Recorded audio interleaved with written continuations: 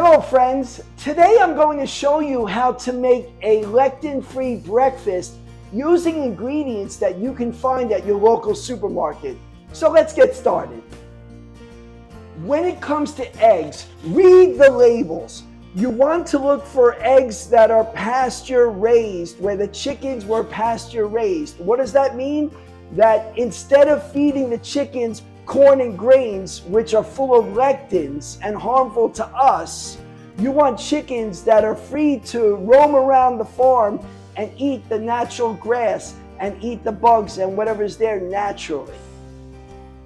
You should use extra virgin olive oil to make sure that the eggs don't stick to the bottom of the pan.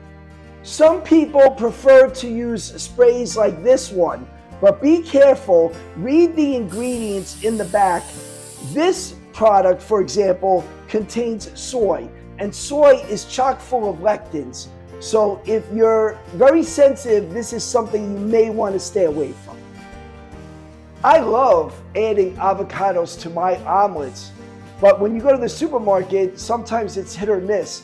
Sometimes they're fresh, sometimes they're hard, sometimes they're soft. You never know what you'll get. About a year ago, I found out totally by accident that you can actually purchase avocados in the frozen food section.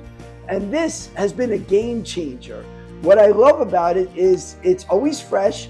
I have a whole bunch of these stored in my freezer and they're ready to go. So I simply just open up the bag and put it on the pan and it mixes in with the eggs and it's ready to go. Another ingredient I started adding to my eggs is flaxseed. This is actually a great source of protein and fiber, and all I do is simply just sprinkle it on top of my eggs, mix it in, and it tastes really great.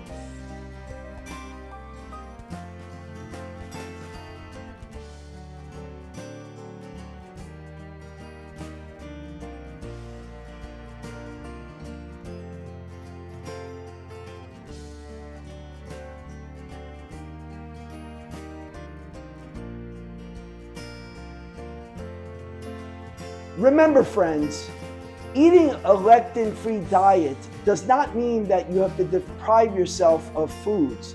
It simply means replacing the bad foods that cause diseases and replacing it with good foods that will allow you to have a wonderful life. Until next time, I'm Hector Gavilla, and I hope you enjoy the life that you have, and we'll see each other again.